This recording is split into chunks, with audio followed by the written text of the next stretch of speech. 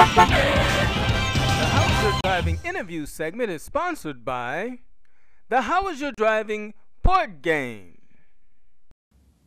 Hi, and welcome to How's Your Driving. I'm Otilia Diaz, and we're here today with City Councilman Mike Johnson.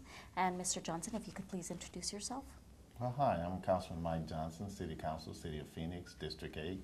I love District 8. And we're going to talk today a little bit about traffic and driving here in Phoenix. Could you tell us a little bit about what your thoughts are with regard to road rage? I think with road rage, we need to really do some broad educational training to talk to people about being patient.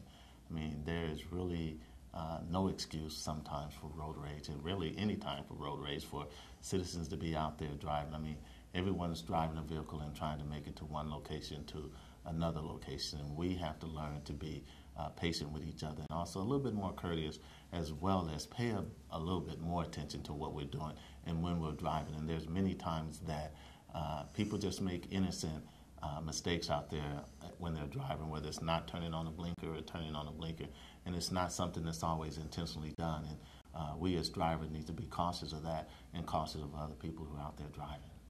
Are there currently laws, or can you tell us a little bit about laws that are currently in place to prevent or as an answer to road rage incidents? Well, you know, actually, there are laws out there to prevent traffic accidents or monitor the way that people drive, but there's not a law out there that specifically governs one's behavior when they're driving. And we need to work on how do we control our own personal behavior when we're driving, because that's what is contributing to road rage. It's not as much the law as much as it is the individual personality of people out there driving, being out of control, something's going on in their life, not paying attention, inattentive, being inactive, or just really being impatient when they're driving at certain hours of time. There's peak hours of time of traffic, there's non-peak hours of traffic. We as citizens need to learn how to govern ourselves accordingly, so that if we have a problem with driving in traffic, then we need to try to adjust our hours and our schedule so that we're not caught up in traffic that help produce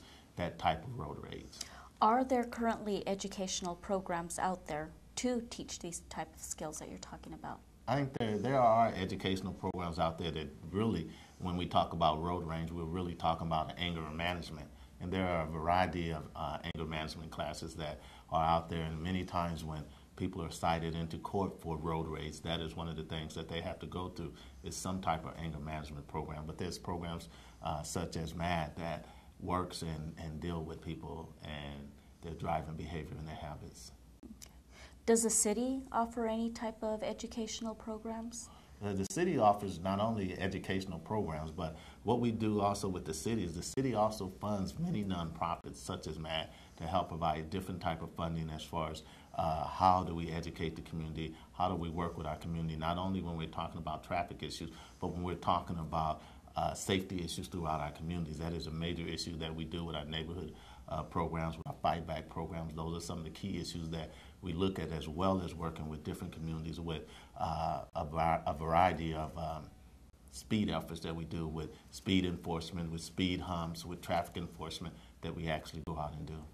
Whose responsibility do you believe it is in order to get people to participate in these types of programs? I think it's each and every one of us' responsibility to be able to do that, because any driver that's on the road that's not responsible is a threat to all of us. You know, they're a threat to our families, they're a threat to our kids, and they're a threat to anyone who's out there on the road. So I think it's our responsibility to try to teach not only our kids, but for us as parents to show, and leaders to show a responsible driving behavior, so that those behaviors can be passed on and not the negative behaviors that a lot of drivers see and are passed on to younger people.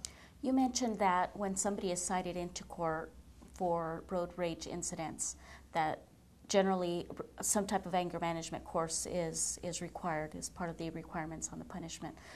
What if somebody wanted to voluntarily participate in these programs? Do you have any recommendations on where they can begin? I would recommend, if someone was having some type of problem with anger management, that they would actually get involved with one of the programs that's involved out there, that I really wouldn't know the exact numbers or names now, but MAD, some of the other programs that deal with anger management. There are several programs specifically that's out there to deal with anger management.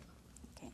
Do you know some of the consequences or some of the punishment other than anger management courses that people are looking at if they are involved in these types of incidents? Well, some of the consequences of road rage, are anything from many people have resulted in death as a result of road rage. I retired from the Phoenix Police Department, and I did my last 6 years in homicide, and I had the opportunity to investigate several cases that actually involved homicides where people were involved in road rage, where someone got upset, got offended that someone cut them off, didn't let them pass, or didn't put on their blinkers, and at the same time, they took a gun out, start firing shots, and innocent people wind up getting hurt. If you shoot somebody and they're injured driving on a highway at 60 miles an hour, then you have other collisions that are a result of that, and many innocent people. So the consequences of road rage can be very serious.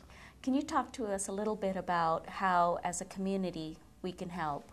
I think as a community, we are the most important aspect on straightening out driving behavior. Many times we go to Block Watcher Association, neighborhood meetings, town hall meetings, and many of the times we're listening to complaints about the neighbors complaining about speed in the community, in the neighborhood, and we send traffic enforcement out there to do the traffic enforcement. And the majority of the people who are speeding and receive the citations are the neighbors living right there in the community. I think that we, as communities, as citizens, need to work more together to inform our neighbors of the fatalities and the incidents that they may cause with our kids out there on the street, the safety hazards that they're causing. And we need to make them more aware of their excessive speed going through the neighborhood. I actually had an opportunity one time to see a neighborhood newsletter. And in that neighborhood newsletter, it had a list of people who had been speeding in the neighborhood. And this neighborhood newsletter went out to all of the neighbors. It was just a regular neighborhood newsletter. But the impact that had on there, that these citizens were being aware, because many times people driving excess of 25 miles an hour through a neighborhood are driving not really realizing, because their mind thought may not be on how fast they're going. 5 miles, 10 miles over the speed limit in a neighborhood is really too fast for a kid running out there in the street. And then we're jeopardizing the safety of all of the kids, and not only the kids, the neighbors. And you have one accident out there is too many accidents. So basically you're talking about self-policing. We need to self-police. We need to be self-involved in what's going on in our communities and neighborhood. I always tell people we need to get back to some of the old-fashioned ways that we had, the old-time neighborhoods where if someone was speeding, the neighbors would go contact the neighbor and say, hey, we noticed that you were speeding down, you're jeopardizing the safety of our kids. And most neighbors are responsible, and they're responsive to their neighbors coming down, speaking with them, talking to them, or letting them know. We need to be more involved. If we are just allowing these things to happen and no one's saying anything, then they continue to happen, and they begin to go more increasingly, because traffic tends to flow according to how the speed goes. If you get on the freeway and the speed limit is 55 and the average car on there is going 55, the traffic will go. But if you start seeing vehicles going 65, 70 miles an hour, the traffic tends to pick up and go to that speed. So if we work to start making our own citizens, and self-policing, just as you said, if we did more of that, I think we would really make a dent in traffic accidents, speeding, road rage, and how people are really not paying attention to how they're driving.